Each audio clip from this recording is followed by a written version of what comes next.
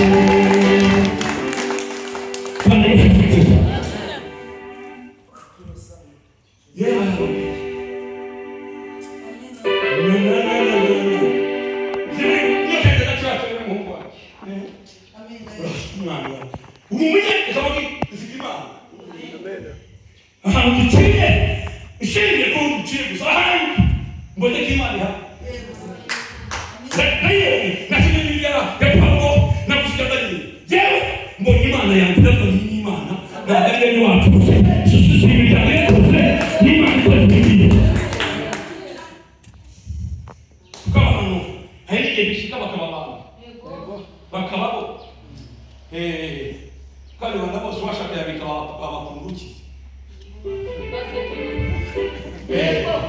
Washa kwa hizi ndini sina. Yabakundukize. Kali kutoka bibi. Chomo ndi mama yake. Baba mwikirai imejaa ikasema ndeto. Yesu asiyepewa baba.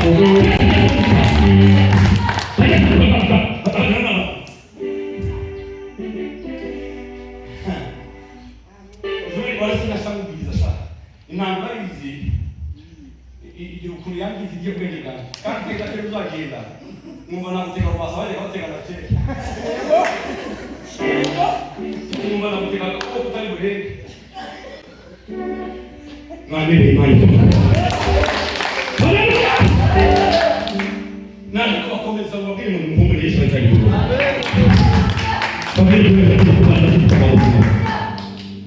kandi amabiri natuma n'ikindi n'amu n'Imana yose iteka amavuta yose aligaza gukuraho alibijyema kuko Biblia ngo cyema natwa bamarika ngo buri gihe ituma abahanuzi babo nibatwe tukaba mu kintu cy'Imana kuko hari cyo byo kuba hari imbaraga z'Imana abashaka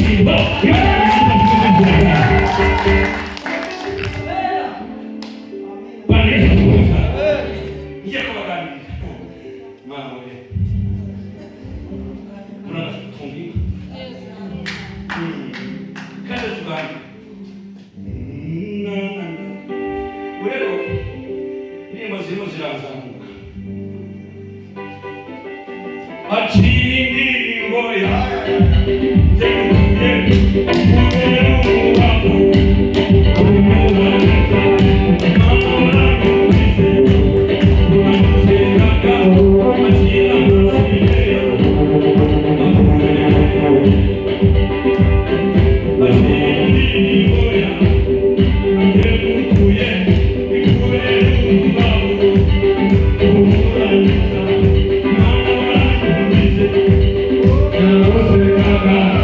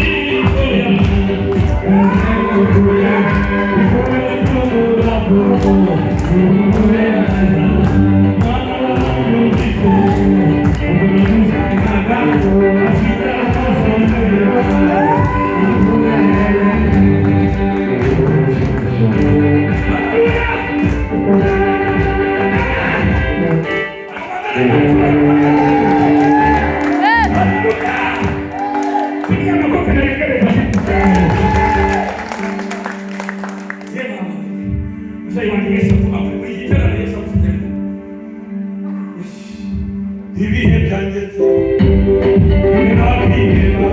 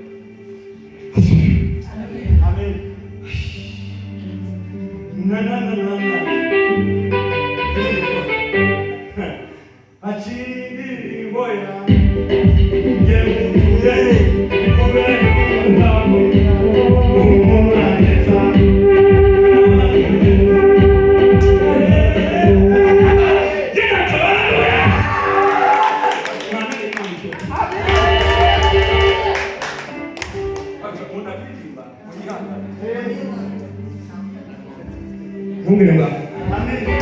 Inanga yambwira njya kumva ngo ngiye kubaturagaraho kandi akababwira urabona uyu munezero muba muri no munezero abandi mugiraho ahandi wese amukiza mu buzima bwawe igenda abandi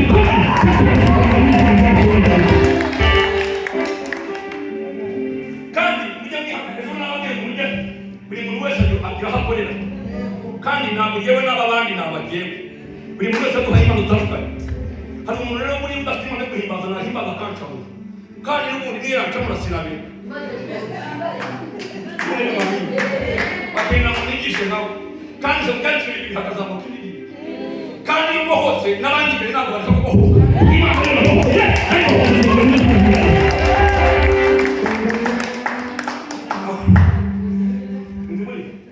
noneho tugiye guteka turipange wicaye kuko ndaririmba gusa nikomeza kurya ayo betatoye akaririmba ndagakunda cyane kamaze n'iminsi kanzura buriha aciri indirimbo ya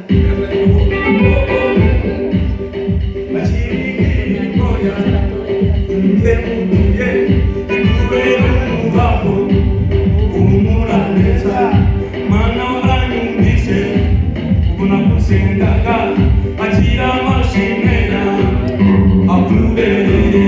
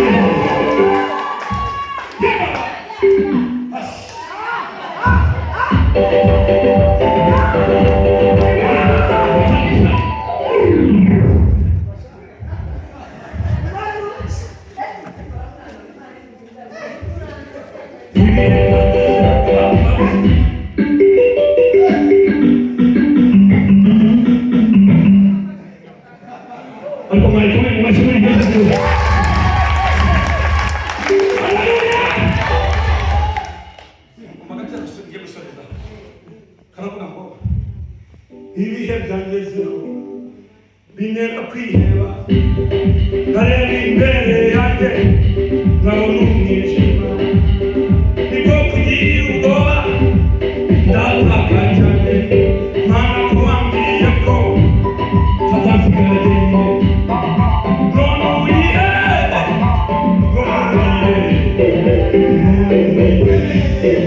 ngeraho nshobewe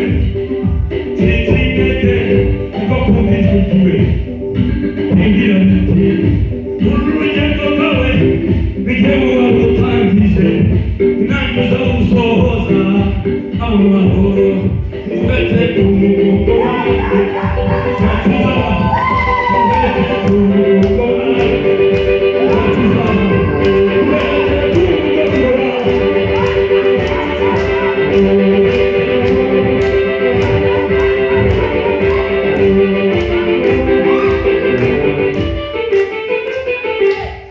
niba utari umugome wayikomeye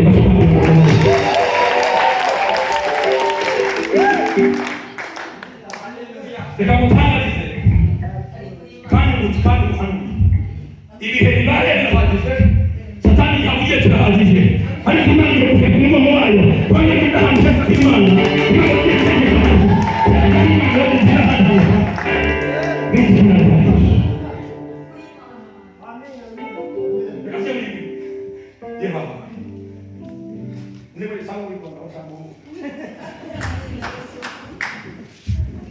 Bwana Yesu.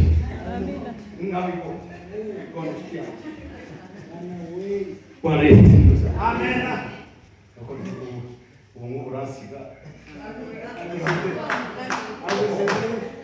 Urugendo rwawe nawe reka navuga cyane rikaba tabade bibe byiza. Ariko tumva nagira Yesu. Haleluya. Ariko se shawo nangi ubu nsize. Yego. Bwana Amina. kumwambia Mungu. Mraka.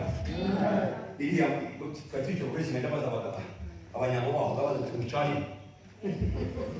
Amina. Amina. Mucani bose. Mucani. Bwana. Mraka. Ngiye kubaganisha abo kimana. Atureka babwire nda. Uburiya na kintu kiba cyakoze gutanga ubugero ngiye guhamwe hazamuka ibindi. Na hanimani hakakomeye nabonye haba Imana itakuru naho nana heza nabonye hakomeye ayimeni heza Elias ndetse hakomeye Imana ikageze umuzi nabonye na ukuri ko mu bihugu kuva mbaye barakasi ibi bintu muri byose bijyanye patrika wa mbere muswa amina iri hera patrika kana ni baba ni misi na mwishi ikayimwisha mugabo y'igihe kwishimira n'undi aramuzonga buriya buri muntu wese agira iho ari muhanda ndababwira abantu babana Imana ikimaraho ariko ntabwo ibara kagasi kamwe kisika gahora kujonga mu rubavu kugira ngo hore itakambira mugabo y'igihe kugira inka nyinshi ariko abafite umwana umwe akahora azonga umukene kandi afite abana mwenye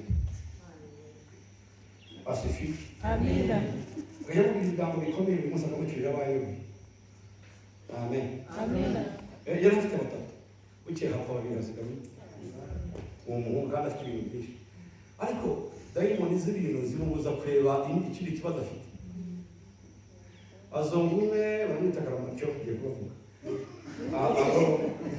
umunsi we rero yatabutse yaramwata ariko se yani ibintu niyo yakwimye abana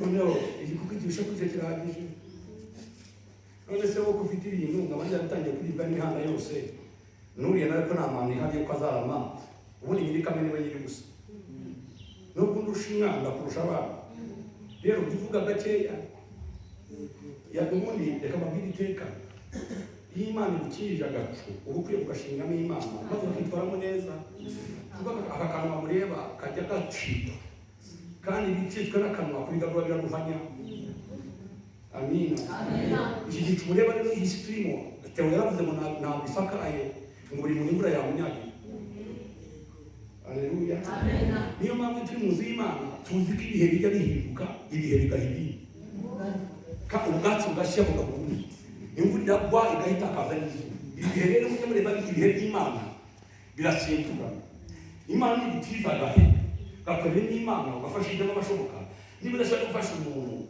hora aleluya hora funga mudomo reka basweye bavuga funga mudomo ijambo ritazagenda ikagucika Imana ikazatabara uwo yatabaye ukabura aho kwiba kandi waravuze Imana ikazatabara uwo wazimuye uwo wishimiranye uwo watutse uwo wacamwe uwo waje gushyigikira uwo wateye igitugu ndi wowe rero nakugira inama udashoboye n'umuntu uceceka icyakari udashobora kumusengera hora niba udashobora kumufasha ntabwo bikureba ntabwo wafasha abantu bose ariko noneho n'ururimi rurinde kuko niba hari ikintu cy'ikibabaza Imana kuzatabara umuntu uwo wazimuye kandi abantu benshi reka babwire Imana yacu igikunda kubana n'abababaye kuko Bibiliya ivuga ngo ubabaza umuntu wayo aba ubabaza umukene aba ababaza Imana yego kandi ufasha umukene aba ari yashyira Imana hejuru amen kuko buri kintu cyose uretse cyatuma uhinduka Imana y'umuntu igihe ubishoboye igihe ushoboye kuba Imana rero wibana shitani abantu bose baranyumvise niba udashoboye kubera Imana umuntu wimubera na shitani kugira ngo bavuga muri bize abantu baba baragasanga indimi zabo zifite shitani gusa na shitani y'akazi amina nta kintu cyamuturukaho kizima nahumure nakomera nashikama nayihangane maze ibyo yacu turashize wamwegera mugisha inama ati ntabwo uzamuraho wamuti maze mfite kwizera mfite ibihumbi bibiri ningiye kujya ku mutururu ati ntabwo ugire baragufata abantu bakwica ngiye gukora ubukwe ufite miliyoni imwe ati ntabwo uzabukora bazaguseka ugasanga we ni umucamanza gusa. Imana izakurinde neza nshuti. Amina. Abantu bazima gukomeza mu izina rya Yesu. Bashobora no gushyigikira, bashobora no kubana nawe mu gihe cy'amakuru. Mubwire ngo amina. Hambere turashimira Imana naje afite ikibazo Pastor Grace yaramamagaye. Ambwira inshuti bari bashimuse. Ariko turashimira Imana yango yaraboneka. Yaramamagaye ngira ubwoba bamagana abantu b'abasenzi bashiki banyu nawe mumfashe Grace ndeka afite inshuti ye. Tuyirireho ku Mana wenda yayibohotse. Amina. Turashimira Imana njyaba ko umuntu ye yose Pastor Yamayanga Imana yamugaye ko yarambye ati niba umunda kaburi inshuti yanjye muhaye umutwaro ndagusaba gusengera ifaranga bamushimuse ntabwo tuzahambaye aho twari turi gushyihamagara Imana ye kaga Imana yanjye ntabwo Frank amuzi ariko kuba inshuti ya Grace akaba amwita nk'umuntu w'inshuti ye cyane hagararana nawe turatabaza Imana turashimira Imana ku munsi.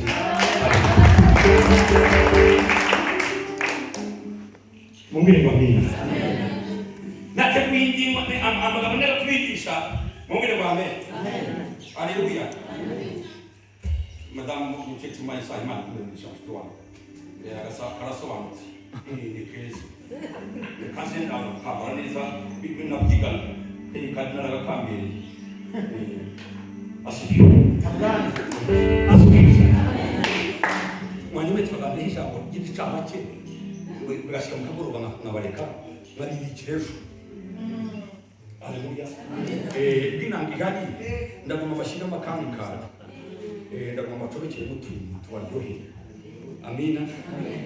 Utwo ndaturahari Pastor kandi mufite wa abashuti bacu ejo ntabwo badufasha bagatera natwe ku manywa ko nzabashakira imodoka ibashyize ku rusumo bakagenda ku manywa.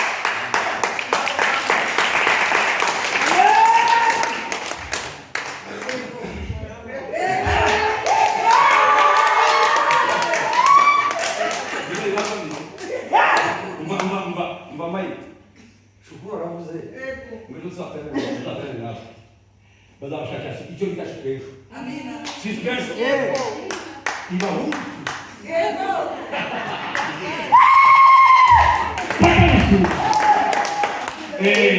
back mu masaha meza ibangutse wa mugende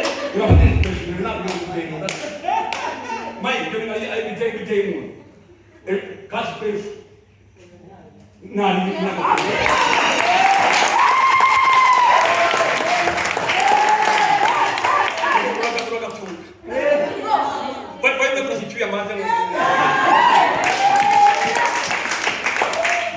Imana Israeli kumwesereye izakugirira neza nawe uzaba ufite ejo kandi bikunezeze nuko nakuneze Imana igumisha Dayimoni yapfuye barabashirije ejo bazafatira imodoka amasaha kuwa gatanu umugoroba ejo kuwa kane umugoroba para ku musukuzo what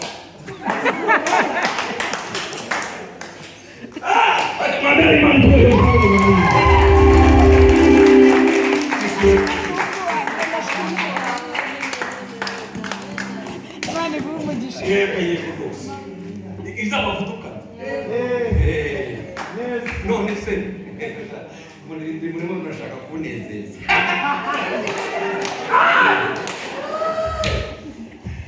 mwayihambe amaboko none se muriyerekana ibyiza biracyaza ahubwo uyu mugore nawe yabaye gasisi umugore mubwire mbere mu by'ukuri Mike afite akazi ikintu bita akazi n'ikintu gikomeye urumva ejo ahazagerayo nabwo azasaba gutanga ubusobanuro kubera agomba gutangira ejo ariko n'ubundi kuri ejo yaba umunsi kugera mbere yari gukora ariko reka tugire ubwo batwemereye reka akazi ni ngombwa akazi gatoza uya mugabo akazi no kubatsa inzu akazi ko kamujyana mu Buhinde twaba twaye abakomeye tuvuze ngo takaza gakora. Amina. Uriya nawe umugore ni ingenzi. Amina. Twashaka tuvuze ngo rorere keretse mwuka we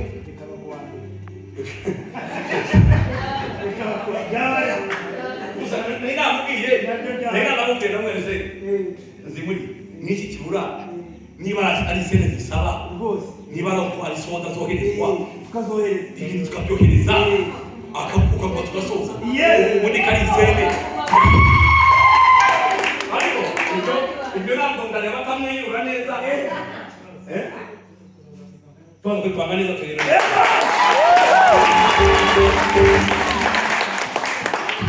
mwambere Imana tuba mu hamwe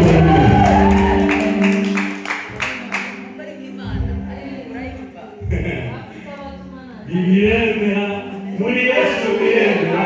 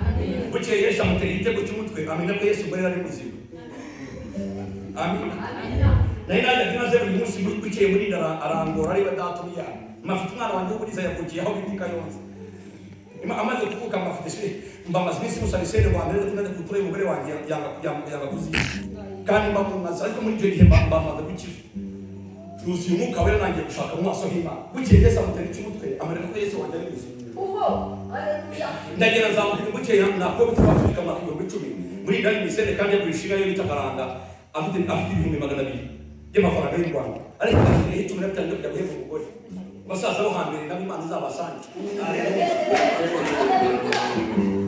abayanze ariko muri iyo minsi bafite Yesu muzima utangiye guhumekera muri gihe ndabyibuka ndakuzanyagira ndagenda nzamuka ibihumbi 10 byonyine mfata bitatu nikura akageyo nzamuka n'ikayonza nzigana ngura kurete yo kujya guhemba ibihumbi 5,500 hasigara habazi kuba 500 ntangaho akagari 300 hasigaye angahe 200 kandi umamuka hano 800 hano umugore wanjye mutahane kuko yaravuye ku kazi ava mu rugo amwanditse ngabanza komeye njye 200 bategereje ngo by'umwana uteza kenda ku mwana umugore ategereje igitangazo cyo kwa murinda cy'igikonyine gifite ndaho nishaki muri ndamere iba ariko Yesu n'imana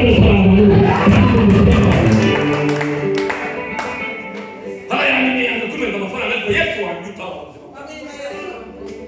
nakimuka mukana mufata tarupe yaraze murashwarira nubwo nabwo usanga abantu bateranye baje batugeje umugwe wa bari nakira ngo ndinje mfite izina kigira data yani yari muhege kuyigana na mama ariko Yesu akamenya azanga baba gihari Yesu yatabara boka bya haleluya nzamuka kero ndiri abana niyo ndakira hasikanijira mu baraciye twaganije batujoye sota bwe babije mukecuru bamaze gutahati karoni karani mu gitondo sota hano umugore niyeyo wibuke sigana imiceri n'imiti bama yakamagaye kuri dane wanyine n'igihungo cyiza murano yifashisha ibiti yifashisha mu ntoki ndabona ntabwo ni igihungo mu biceri bibiri byo gatsemba n'agasaza ndahuriko ninde nawo kuri ntabwo nkimazi yanga ndagira buri munsi dutangire umugore batahe hajya byazimaze iki basaza bo hambere niba n'abahari baraha Yesu azabafasha nakaga buri munsi ngo ndingingiyo nare naho ndinginga n'insana ariko Yesu wanjye muri iki yatangiye kunera akantu ashaka kugira ngo nyekika n'Imana yanjye namere Imana icyubahiro buriya minsi yaduzabiye ndangije mutwe cyaka ndagera cyakutamise cyakayoza najya suhuza abantu mu Rwanda nta muntu ujya ubaza undi ngo wahayute reka buri muntu aba ari mubi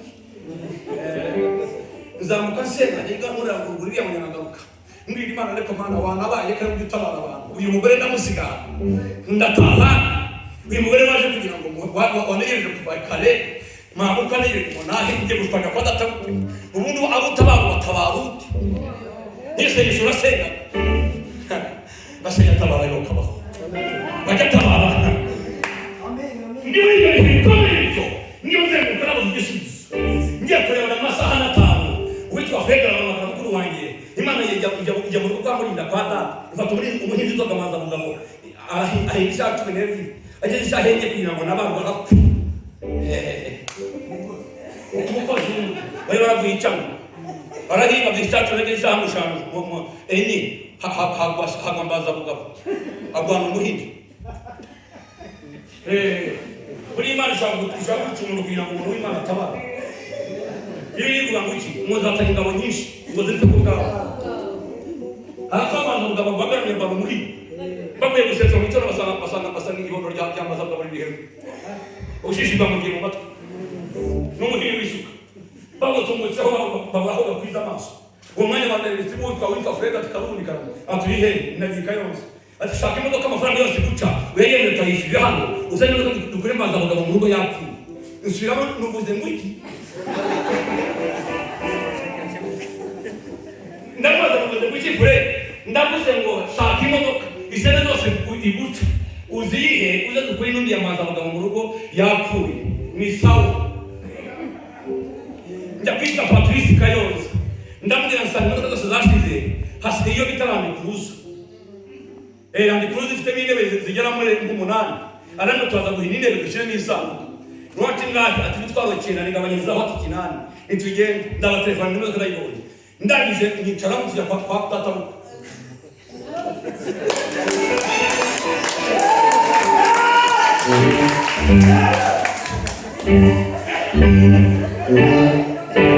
Nyakapatrice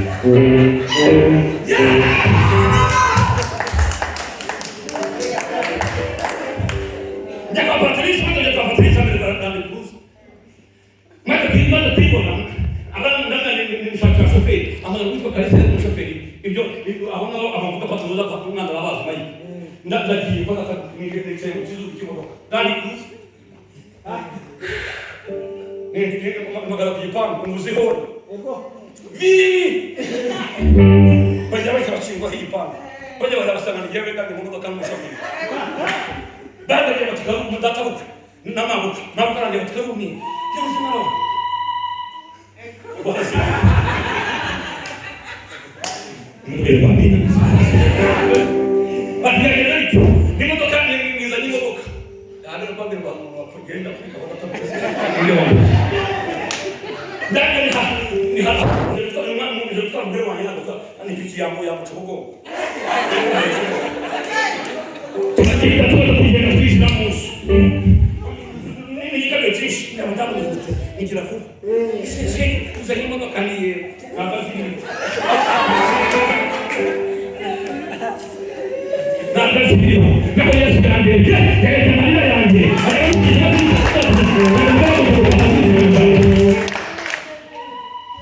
Bwana Yesu asifiwe sana. Amina. Nilikuwa mfata mtaa. Bali hutakapokuwa jirakuwa. Mwelo kia tobo. Teyereje boss. Yesu yakaba. Hii yakabaye. Baraba zoja agenze na chiba zanyira nikuza mutama kugenda yegamiye. Nashaka sigande nejariko mu mutima munini nigiye ubizi. Bwana Yesu asifiwe sana. Bataba so. Bafata gahinja. Nani soka n'iki ni umuryango wa kabiri yinjira mu ntebe za kabiri imbere twatsingura bwite nabwo isira n'ibicaye bihari byaba ibiti byatabira cyane n'umuryango kuva nashaka n'icyo nikorana sana na Kofi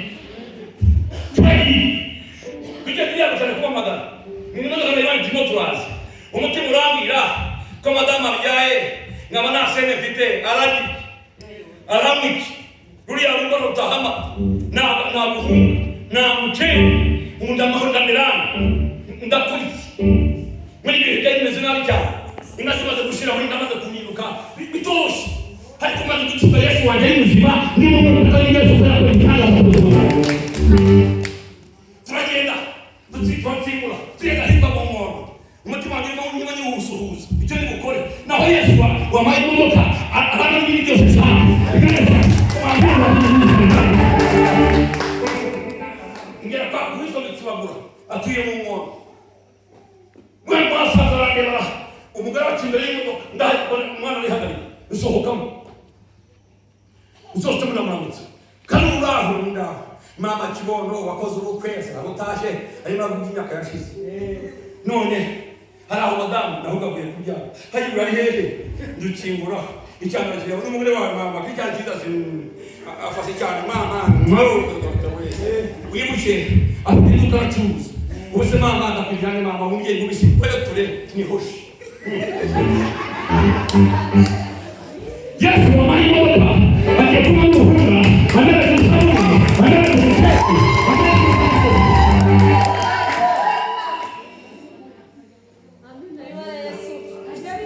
iyo mwana muri Imana n'ubazadorerwa niba yageze bizamurikira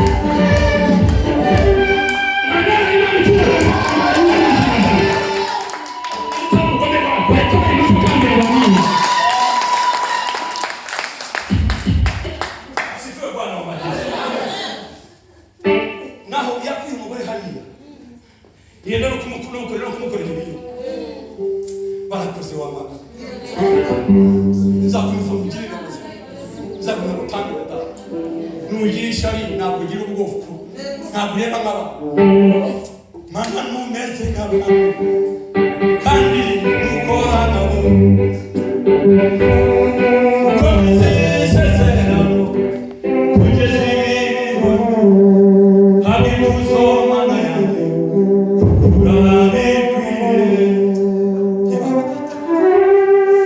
abiringiye abantu barabahemukira ndetse barahagaze bakabakoza isoni wowe n'umuntu uhemuka kandi ukoza isoni abikuzomana yanjye urabikwiriye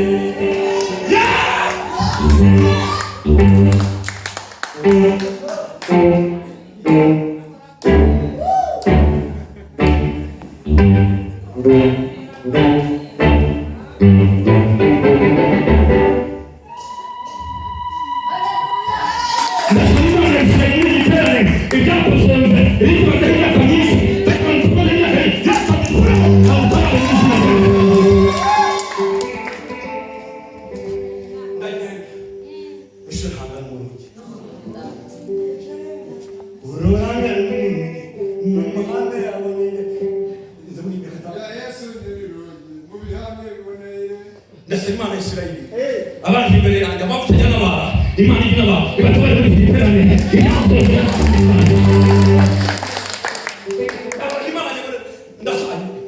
Imana irabatabara ibatabara igira iminsi ibanga abari bazi gusasira bari Imana yakuzamura imbere yabo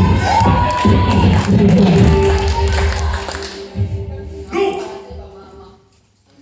ducikanisha ku mwana umugore arashobeshereza icyana maze kugikubita igamana biti bibizo dutyo ndamushora mugiye inyuma dutyo no mwivuka mwana hafi y'ijana cyoko ntabwo utahiye ubukwe umutima ariko so wagize bikora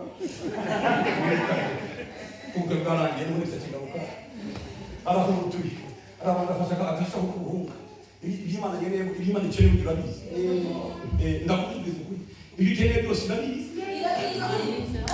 irabizi arahutura akwitasa agahunga icyo 25 afata ku muceri akubitaho arasa n'umurushi twabaye guhemba ahimbaza arimo ariterura mu iduka ry'umugabo siniki Imana yakoresha umuntu nk'uko umuntu akoresha remote kuri TV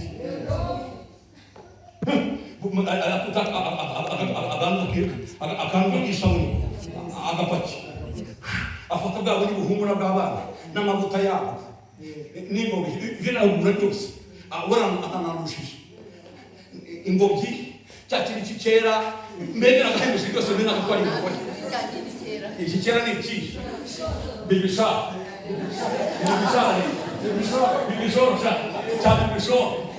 asifiwe naje gituraho ndatwaye ndapakira ndagera tugenda umwana araterura umukozi ufungura box iyo bita mutu y'imodoka cyangwa umukiresha muri kuruza muri ane kuruza barego najya mwamishira hano ndashiraho tugeze ndishira ubibuke ndimo na shoppinga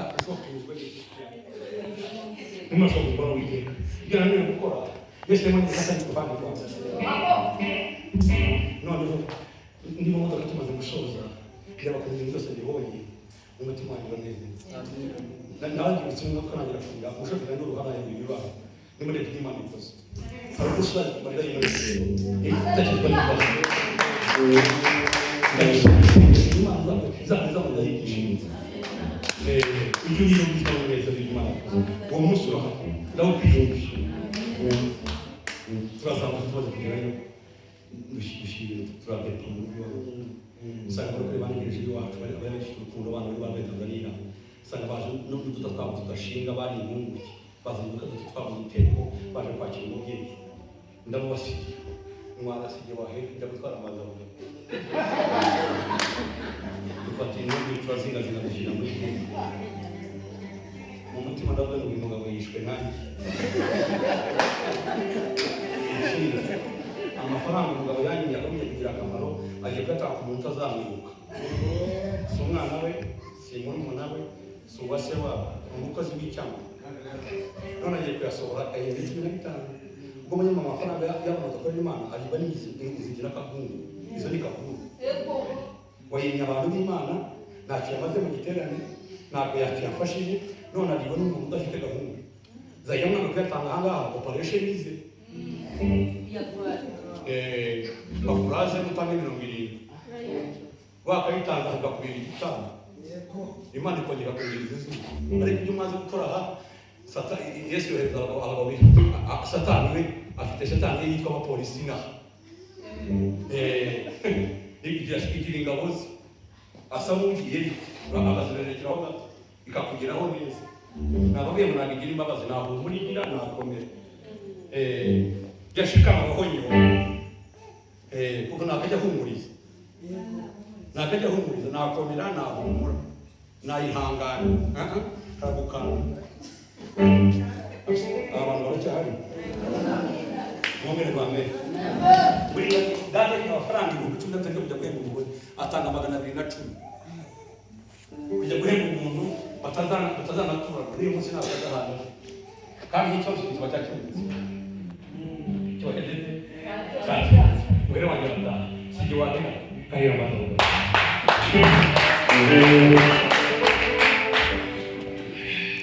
Ngiye kusubira cyane mbariye twamye kwamagarira. Hari umunsi wejo ngiye kubitego. Imana ishoboza Imana twanye umunsi wejo nazimurinda na Mike. Bakaba bazabona. Imana izajya kunsikero. Mana wakoye bakatana nakana. Mwambere Imana. Yo. Umusero ntabwo bigishije. Ariko ndabigisha. Ntabwo kimu byishimo kandi umuntu umurenge murasezera. Najya antwangira hakantu. Gasaba akanyuma kwenda kugiye. Amina. Kuko yagenda n'abarindiye mari gusiga mutazi umugabo musigaranye. Mwambere Imana. Mwambere Imana. Tiyamiri. Yeta. Mwambere wayi. Uraseka muri igitego n'abasede bitwege cy'umwuka w'Imana ukishima nanayo muri Imana bagakoreza kwa nuba mamaza bwa uyu mutane kwa tuko tubyukiye aya majuru y'ibintu nuba biga kanda mama ariko nanda inanga sasa muri bari ibintu byohera ubuzima bwanjye buri abantu bakizwa rero buri ababaze ubwo nibo bafite ubwenge ndege bikurira ku Satani yajyashuye buri muntu akijwe hari afite ibiyoga byamunesheje aho bimurebye usanga kwita mu gusi wamureba ugasanga arasa muri mu mwobo nawe yakureba akabona nkaho wafanye urebe ko tunyuranye mwisi mubwire babe tuba turebana twese buri muntu areba undi nk'umusi mubwire babe ariko mubwire mu bintu muri ntakiza gukorera Imana muri ndahima Imana kinege nireba mfite ubuhamya bwinshi ndaho Imana uriya Imana izakugirira mwese ivanga abantu mwibitabaza mutabara amata oya nimureke tukoze uyu murongo kandi ntuzemereye ntukabingaje byasanzwe uzane ubundi gutema cyo cyabuzanamo cyagumyemo cyusi imbere yawe bitero ndi cyasamba ariko cyakajwenge ka karenzi kavuka mu basinga bo kwagurora imizimu dore yaranzoze ma wasamuruwe uyereke ntabwo Imana z'umushishira hamwe ntabwo ari ingoro izajya yomora amina vuga iti ni ikimana ariko ni cyanyiza abonye iki amina wowe ntukahava so bakora ni ugume kubirinda kuvuga iti nubwo bikomeye narakira neza ndakagera yasamu iti dodo ndi samuwa wo kwakareza okay amina Osema biwa amina amina ujuza muri semina ni uyasamu tizere kandi yore okwa murezi uvuga amagore 30 data yashatse wibwire nubwo mbere na nzonza Imana mwahingana kumureka Mana ariko uri Imana atema ni nubwo zonze ngumu yasamuri Imana yatabaye abana namuza gusanga yene ko yagira igihomoro nabari ingome Imana nagarira hamwe guhita amababa oya ntabwo muraza mukayibahinganya kandi muramana ukaza mukimanganya kandi mwirimisha Imana ikunda ukuri ko mutima amina ntukaze mu mwiyemere muri bishi hari umuntu wiyemere basakimera atari bavuze kwiyemera utubizi ko kamera zakuzoza ukabona umugabo ututse ubwo n'ukwityo kaje n'amagumba karabana n'ukwitaba ruhariye gusa Imana gusa arabizi ko umugome kakataye mu mufushira muzoze arano kubera twatangira umufushi insengero urumva hari n'umuntu kwiyukuri ngikizi mu kinwaza amani ariko nsengera umuntu n'uwatamera n'umuntu wihakana bazo umuntu wihakana kwize abazi barana abantu bagize no kubera tisigiyewe nanjye nsinzirimbaho niba hari Imana ikora kuri ko mutima uko urayasa n'iguti ndaha ndikizongo mfite kamere ngiye ushinzwe bw'isoni n'urugero ariko uzanyiza ndayibonetse wacu Imana yatabaye abantu Imana yatabaye abantu yatabaye abantu yatabaye abantu nawe yagutabara kandi ukavuga ngo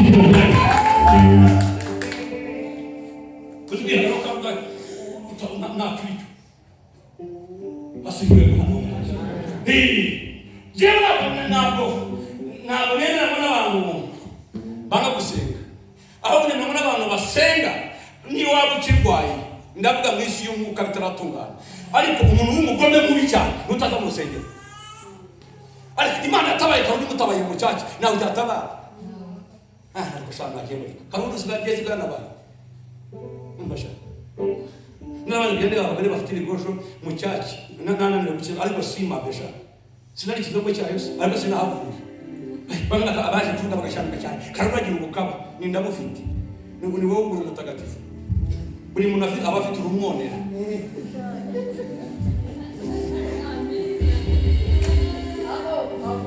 buri muntu abafite icyo nkiki ariko sinaha ndakomeza ndayinginga sinayiye ibyanjye bakanaga namusoma nanga ariko nubwo ndaha ntabwo ndiho ngira abagore babaha umutima baraniye kureka yusenga naburize n'ibyanjye muri byana bari n'ibyo biba bajya muri Imana ndamusoma none pastor nubwo ndaha yore nana baba yashingu yacha numva nenda kwikubita hasi urumva ibyo ryo kwa murinda imyaka 40 data yasamanyije abagore 40 n'uyu munsi wacyataro baba iyo minsi yari yose yari yuzuye guhera mu bintu ariko nza kwa data sha nzabo umutima wose nzabo hose ndakambira Imana muri ko mageze gapfukama ngabira Imana ndashaka ibyiza Paulo yavuze ngo ibyiza muri ko simbikora akazi bibi ariko batabaye Paulo hari n'abana bukeye kuko Imana yageraho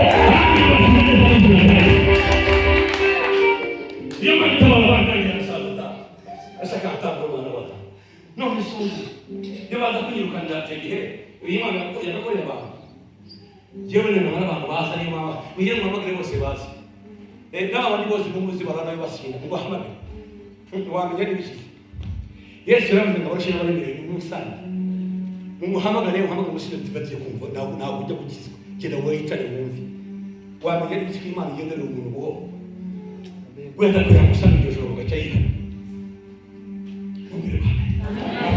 ndabasaba ngo mukoze muzi alo mugire mute muzi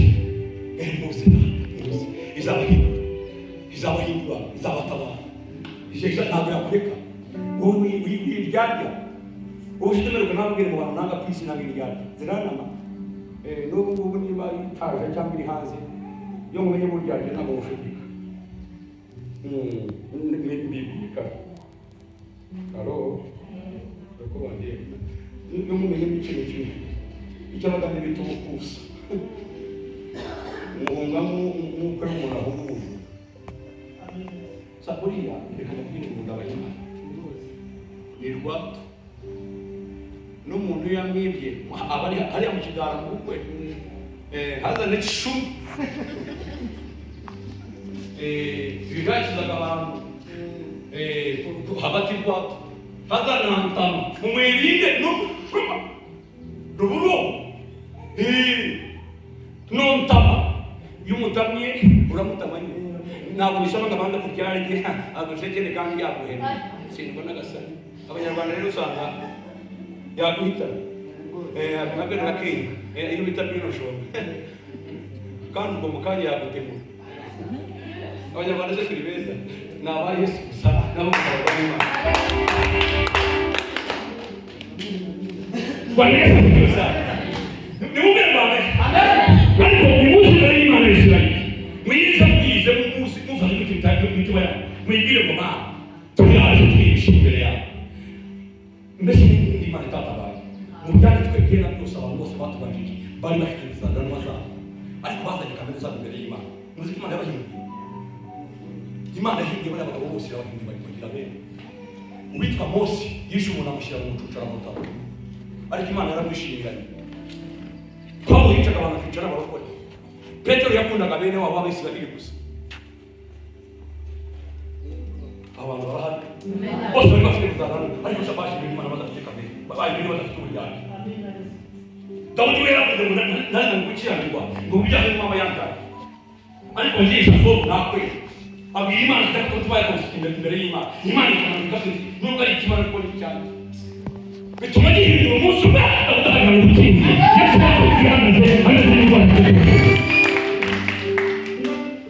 Ye kwasa cyane cyane ndasengera umugisha gisengera mu kanya marike dutaha ndumva shimye ndaga mabwira ko Imana ngore bata umuntu witwa akana kitwa Kene akagari kwa katolika gatumwe wici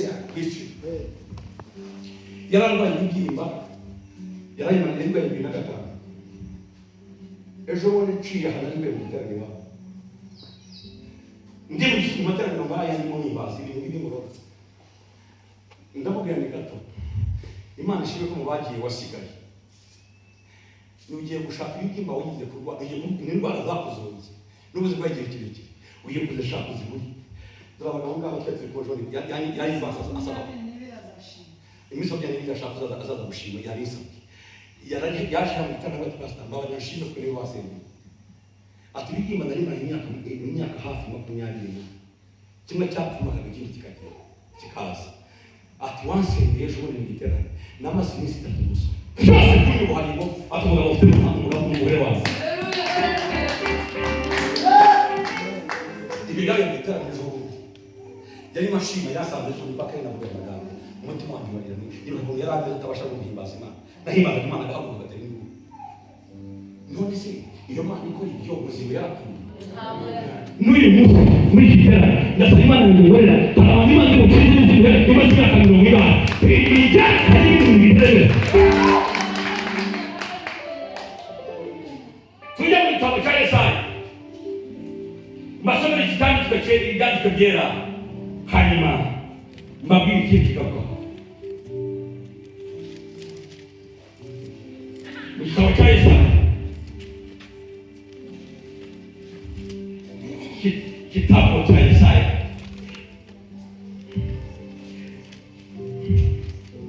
mutari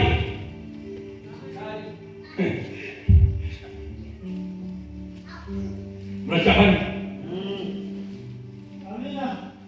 ndiye kusoma Yesaya na utabaka ni kurongo wa chungali Yesaya na utabaka ni kurongo wa chungali ni kugeza kwa chungali